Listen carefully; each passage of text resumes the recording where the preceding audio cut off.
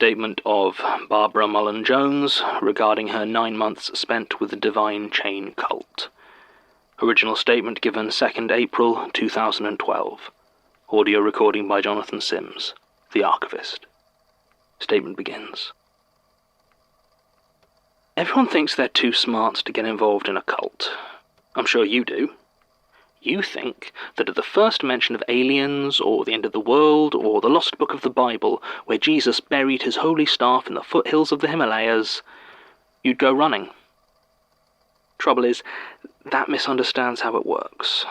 I mean, when I was with the Divine Chain, some of the smartest people there were also the most committed. Intelligence doesn't make you less prone to taking on bad ideas, it just makes you better at defending them, to other people and to yourself. Smart people can believe some truly ridiculous things, and then deploy all the reason and logic at their disposal to justify them. Because belief doesn't begin in your mind. It begins in your feelings. And cults are very good at finding you when you're at your lowest point, when you're at your most emotionally vulnerable.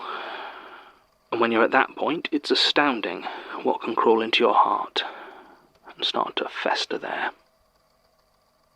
I hit my lowest point when I turned 41. That's when my life came crashing down, at least on the inside. From the outside, I'm sure everything looked pretty much okay. I was getting gigs, I had a job, I had plenty of friends and a supportive family. But that was when I started to properly look at my life, and I really didn't like what was looking back. I was a stand-up comedian, you see, and a really good one. That's not boasting, that's just the truth. And I'd always assumed that that was enough to eventually have real success. And for the first 10 years, it seemed like I was right. I worked my way up, performed for basically nothing basically every night, and got to be pretty successful. And then I stayed that way for the next 10 years. Trouble is, do you know how much a pretty successful comedian makes? Let's just say I had a full-time office job and was still barely making rent. But between working full-time and gigging full-time, I just kept putting off everything else in my life. Always so sure the big time was just around the corner. This is the TV spot that gets me noticed. This is the sellout fringe show that makes me mainstream. This is the deal that actually goes somewhere. I made it through turning 40 with my self-image intact. But for some reason, at 41, I just cracked. I realised I'd spent most of my life with nothing to show for it but a few awards no one cares about, a string of awful comedian exes who broke up with me for being funnier than them, and a dreadful office job. I was going to be working until I died because I'd never bothered to build a stable career. I was never going to own a home, never going to have kids, never going to have the life I'd spent my entire youth sacrificing for. And yes, I know that 41 isn't actually too late for most of that, but try telling that to someone who's just decided they've wasted their life. I felt like I couldn't talk to anyone about it. My friends were all comedians who really didn't want to hear it, and my family were blandly supportive to the point of uselessness. Oh, they had plenty of soothing platitudes, but platitudes wouldn't get me back 20 years. I was in a really bad place. Then a friend recommended a meditation course to me, and I thought I'd give it a shot. Obviously, the meditation course didn't mention anything about the organisation behind it. I had no idea it was anything other than a standard evening class, and it had exactly the right level of pseudo-mystical nonsense to it to get me comfortable. A little bit of tarot imagery here, some misinterpretation of chakras there, a touch of sweet-smelling incense to tie it all together, and you have a meditation class that is exactly my level. I mean, let's put it like this. I don't believe in the power of crystals, but I still have plenty dotted around my bedroom. I don't believe in astrology, but I do have my birth chart on my wall, and like to check my horoscope, sun sign and ascendant, every day. Just for fun, of course. Anyway, the meditation part of it was actually really good. I'd never had much luck silencing my mind, but Joyce, the lady running it, was really good at bringing you to that space. It was surprisingly freeing. I started attending regularly. One thing she insisted on was that at the start of each session, We would all sit in a circle and tell the others what we liked about each other. Only compliments, only truth. The first few sessions, no one really knew the others well enough to offer anything more than general niceties, but as it went on and we became closer, the affirmations became more personal, more meaningful. And it felt really good. Just to have all that positivity, that affection uncritically directed at you. I thought it would be cheesy, but it was just this incredible feeling of being wanted and appreciated. You know, every comedian goes on about how they love the business, how great everyone is. Every one of them is lying. It's horrible, and everyone in it is horrible, and being there, having people be genuinely lovely to me, I didn't know what to do with those feelings. Apparently, in organizations that monitor cults, this method is called love bombing. I think I'd even heard of it somewhere before, but that didn't make it any less effective. I went to the meditation group for about 3 months before Joyce mentioned a spiritual retreat she wanted us all to go on. It was in America, a small community out in rural Arkansas, and all our expenses would be taken care of. That should have sent alarm bells ringing, but by that point I trusted her so implicitly that I was just excited I wouldn't have to buy my own ticket. I won't bore you with the details of the rest of my indoctrination once I got to the Divine Chains community, or compound, to use the classic term, though there weren't any fences or watchtowers. Suffice to say that there was more friendliness, support, meditation, and, you know what? Really good food. I'm told that Arnold used to be a chef before they recruited him, and, well, it very much helped their cause. I also met the leader of the organization, Claude Villacasi, and he was so nice. People talk about charismatic dictators or cults of personality, but honestly, you don't even know what charisma is until you meet someone like Claude.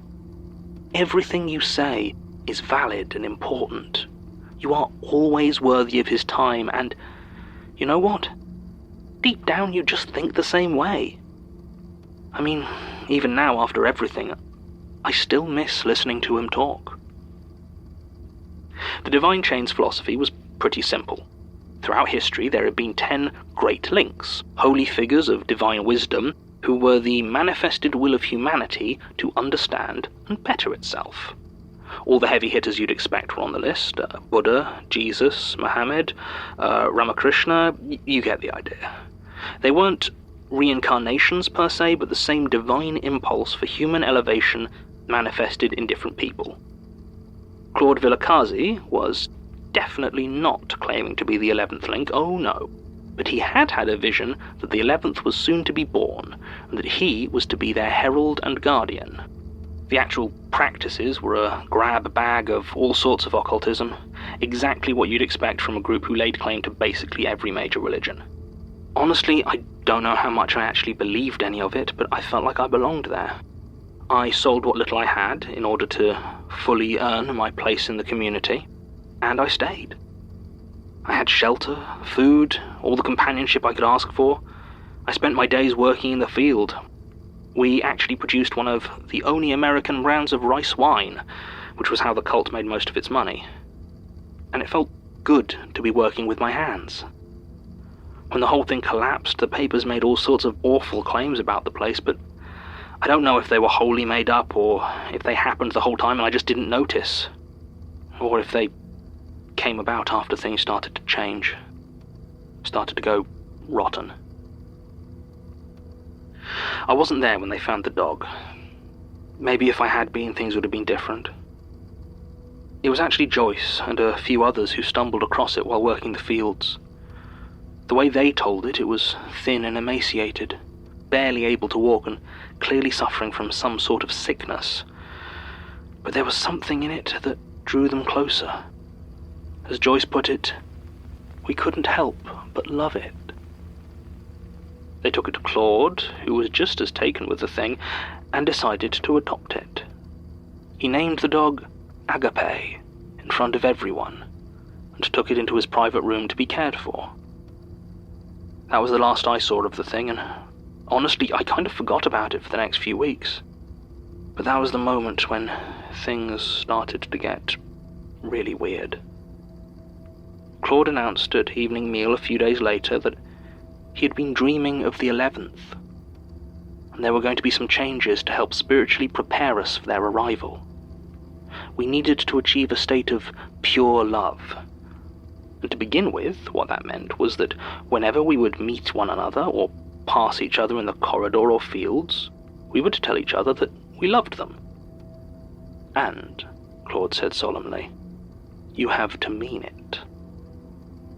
At the time, it didn't seem so sinister, and we all began to do it without question. Until a week later when I bumped into Mary outside the showers. I told her I loved her and began to walk on, when her arm shot out and grabbed me by the shoulder. She spun me to face her and looked me dead in the eye. I don't believe you, she said. I mean, she was right. She and I had never really got on, just two different personalities. But in that moment I was suddenly terrified of what might happen if she thought I was lying about it. So I said it again, and I tried very hard to mean it. Her eyes bored into me, and I noticed that they were yellow and sickly, like she had really bad jaundice. Then she nodded once, turned, and left. It was about that time that the rice wine started to go bad. Every batch we brewed came out cloudy and undrinkable. We couldn't figure out what was going on. I spent so long at cleaning every piece of equipment over and over again, but it just kept happening. When we raised it with Claude or any of the others in the inner circle, they would nod understandingly, then tell us it didn't matter, that it was no longer our concern now that the 11th was so close.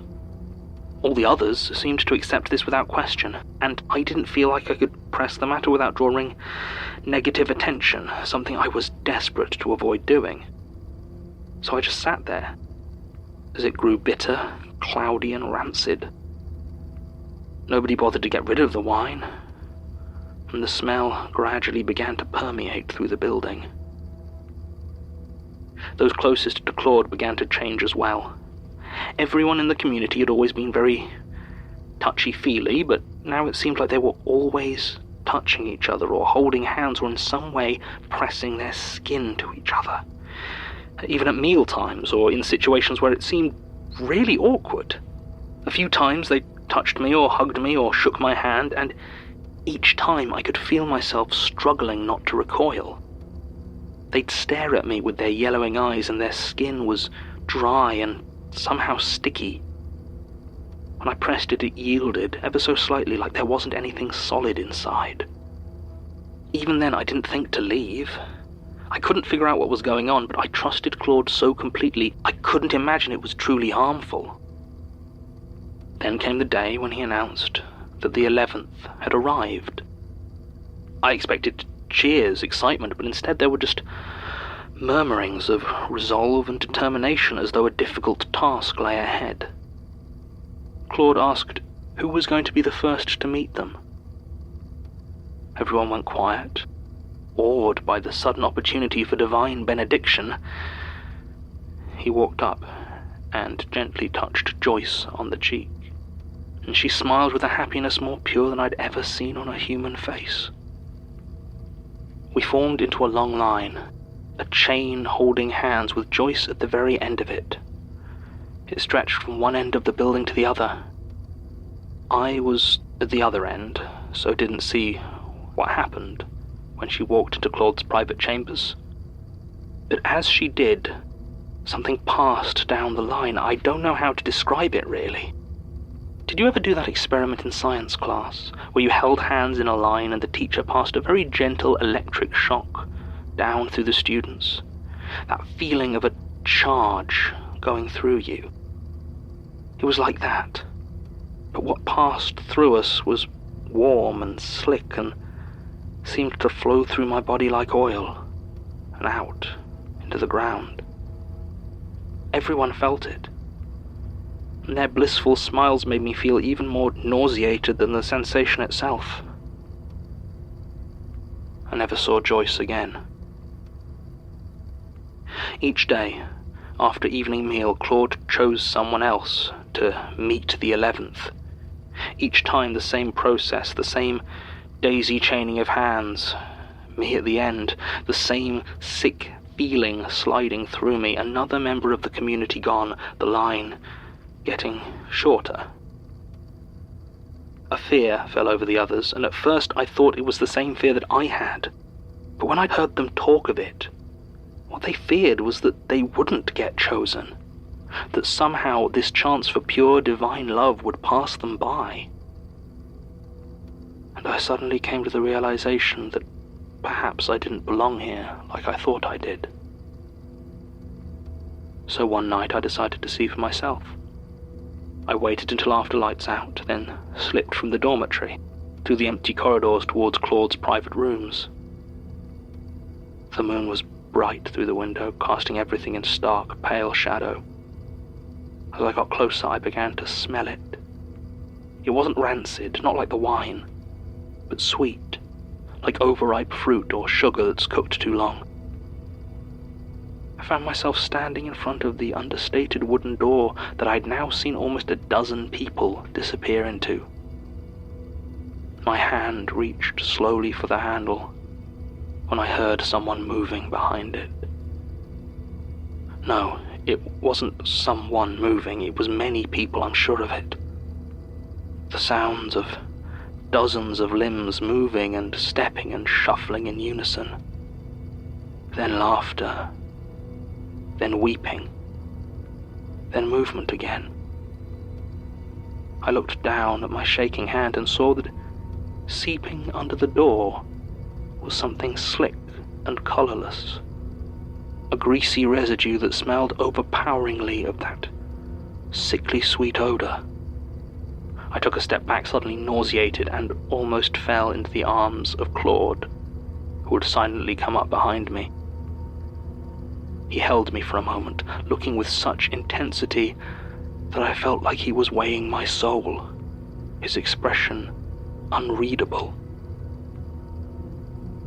Then he sighed and shook his head. "You do not belong here. You are not worthy of its love. Leave." Even after everything I'd seen, I can't tell you how deeply those words hurt me. I turned and I ran out of the building, out of the compound, out into the night. I ran until I reached a road, then sat there shaking until a passing car took pity on me and took me down to the local sheriff's office.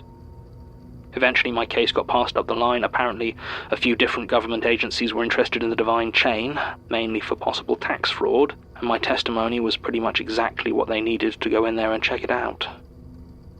They didn't tell me what they found until after I'd had a few sessions with a psychiatrist who specialized in cult deprogramming. And I'm sure it wouldn't be hard to find out most of the details online. I'm pretty sure it made national news. There is one thing, however, that I think they lied about. The reports detailed a mass grave in the rooms of Claude Villacasi, with bodies mutilated and mixed together, some who'd been dead for weeks. But I don't believe that. Whatever was in that room, I am absolutely sure that when the authorities arrived, it was still alive. I just don't know what alive means when it comes to something like that. It doesn't matter, though. The compound was destroyed in an accidental generator explosion, and everything was gone. There's a part of me that's glad. A sick little part that's happy that whatever love was there, whatever I couldn't be a part of, is gone from the world.